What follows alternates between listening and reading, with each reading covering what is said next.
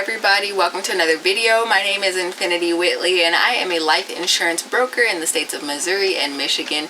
Today I am back with another episode of Life Insurance with Infiniti, and today I am going to talk about the long-awaited topic of what are living benefits, right? So living benefits are exactly what they sound like. They are benefits to life insurance that will help you while you're alive. And some people are like, well, that doesn't make much sense. We're gonna get into that. Before I do, make sure you like this video, subscribe if you're watching it on YouTube, follow my page if you're watching this on Facebook. It helps me out a lot. So living benefits, right? These are things that make me very excited because, especially when talking to younger clients, this is something that, you know, can really help out long term. So living benefits are riders that are attached to some term and some whole life policies that, again, will pay out partially while you're still alive. So these riders are inclusive of long-term care riders, they are critical illness riders, chronic illness riders, and terminal illness riders. So in this video, I'm going to go through all of those. So grab your popcorn, grab your pen and paper, let's take some notes. Let's start with terminal illness riders. So terminal illness riders are the ones that, if you have them on your policy will pay out partially or entirely if you are expected to have less than 2 years or so to live. And so you call in about it, let them know the situation, and they would cut you a check. Most people aren't working during terminal illness times. In a lot of cases, these payouts help people to either settle some final expenses, such as remainder on mortgage payments, car leases, or if they have any kind of medical expenses that have come up in that time, they can use that benefit that they've withdrawn from to pay towards that so that their family doesn't have to. And that might sound something you wouldn't think of, especially if you're younger. But say, you know, you're younger, you're like 32, and then like shortly after your 33rd birthday, you get stricken with, say, cancer. And they say, hey, unfortunately, Mr. Doe, you only have, or Miss Doe, you only have 18 months to live. I'm sorry. Well, 9 times out of 10, you're probably not feeling great enough to work. And so, especially if you're the main breadwinner in a family, having a policy with a terminal illness rider attached to it is crucial because it can serve as a form of income replacement if you need it to, or again, a way to pay medical expenses or any kind of debts, and it's tax-free. Long-term care riders are exactly what they sound like. Long-term care riders are if you become severely disabled, or perhaps you are elderly and you need to go into an assisted living situation or a nursing home, long-term care facility, something like that. As long as some policies, they differ, but as long as you're in there for about 60 to 90 days, most policies will have a provision in there, if you have that rider associated with it, to pay out a portion of your death benefit to help cover those costs, or again, any other associated costs that you need at a tax-free benefit. Critical illness riders are ones that will pay out a portion of your death benefit if you do get stricken with cancer, or if you have a heart attack or a stroke. Then again, you can use that as a tax-free benefit to pay for any kind of medical things, or really whatever you need to pay for at that moment. The insurance company would pay out part of that death benefit while you're living to take care of whatever you need to take care of. And again, chronic illness is similar to the long-term care or the critical illness care rider. It will pay out a portion of the policy if you are unable to do at least 2 of daily living activities. So what are those? Bathing, dressing, grooming, eating, etc. If you're unable to do any of that, or you have some kind of severe cognitive disability for 90 consecutive days, then a portion of your policy would pay out to help you cover whatever expenses you needed them for. And then there's one more kind of hidden living benefit there that is associated with a whole life policy, and that is cash value, right?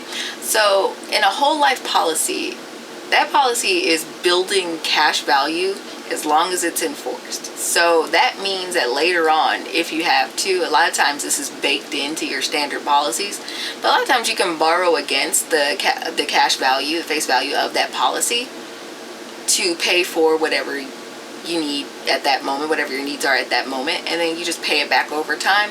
Some people don't end up paying it back at all, but it does deduct from that initial face value of the policy.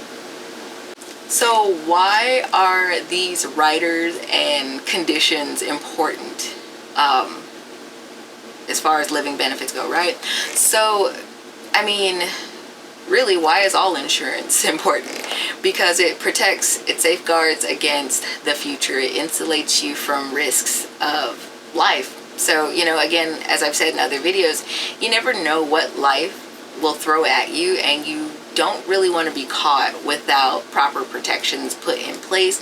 So whether you have life insurance, which I highly recommend, or you have enough savings put away to deal with that, then I mean, it's just a good thing all in all to have, so you don't have to deal with that. Because I mean, how many of us could afford a $5,000-$10,000 emergency on the spot?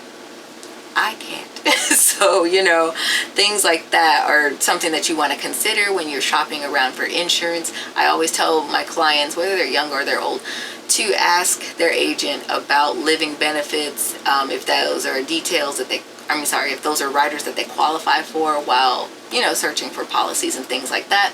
As a broker, I do have access to a few carriers that do have living benefits. So if you live in Missouri or Michigan, you can always reach out to me and we can schedule a consultation. I would be more than glad to look into your options for you. Okay, before I leave you guys with this video today, I feel like I need to do my due diligence and tell you how some of these riders work. So some riders have to be activated, if you will, before you can cash out on them, or before they'll pay out. So first and foremost, I want to talk about the cash value aspect of it, because that's kind of where we left off. So for cash value, only permanent whole life policies have cash value. They accumulate them somewhere around the 1 to 2 year mark, and they grow and grow as long as the policy is in force. So technically there is a time period between when you first get the insurance policy and when it starts accumulating cash value that you have to wait before you can actually start borrowing against the policy. It's one of those things that prevents fraud in a way, you know, because otherwise you'd have people taking out policies willy-nilly and then immediately drafting off the cash value or the face amount that is there. So to prevent that, a waiting period is in place.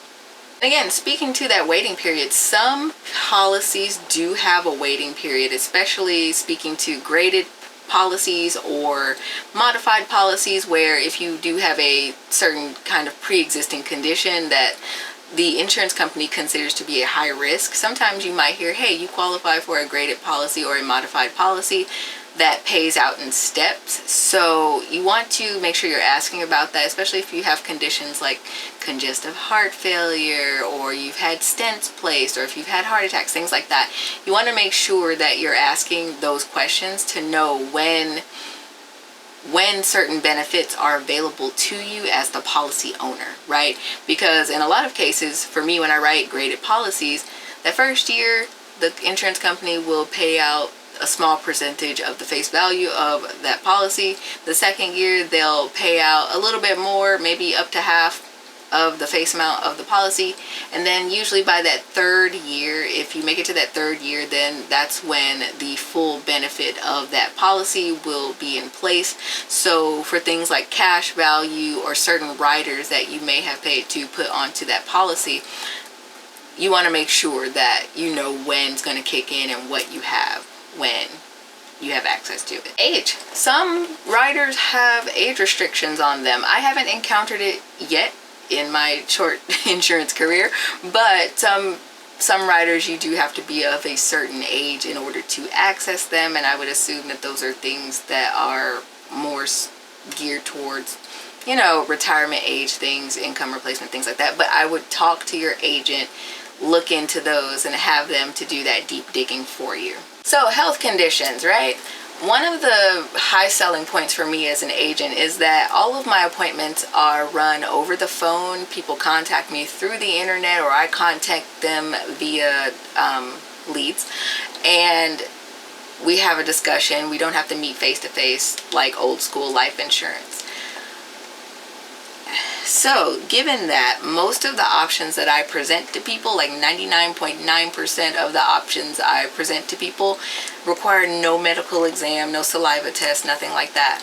However, there are some cases when you are looking into life insurance where if you have certain pre-existing conditions, you might require a little blood work to verify that condition and in order to determine any kind of eligibility for other riders, because there are some pre-existing conditions that the insurer will consider to be a very high risk, and so certain riders will not be available to you. So just make sure that you're having a really healthy, in-depth conversation with your insurance agent or broker that you speak to, because we're the field underwriters. We have to get down to the nitty-gritty of that in order to get you the best policy that suits your needs and that will pay you out. This is also why when you apply for life insurance, this is why they collect your social security number, so that they can run your medical records and just make sure that everything is up to date. All the I's are dotted and T's are crossed, and make sure that there's nothing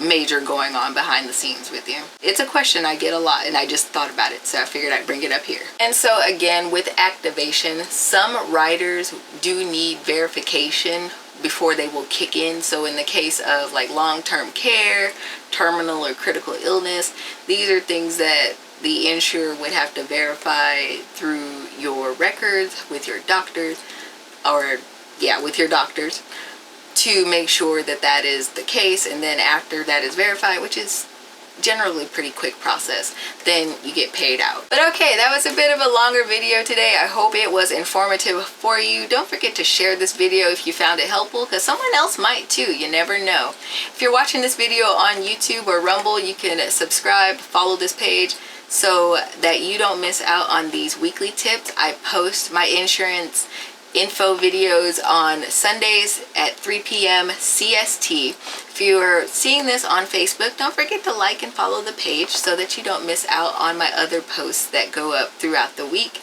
I love being able to educate others on what I know, so this is why I run these outward pages like this. Again, hopefully it helped. I'm going to go talk to some wonderful families today, and so until next time we meet, be blessed.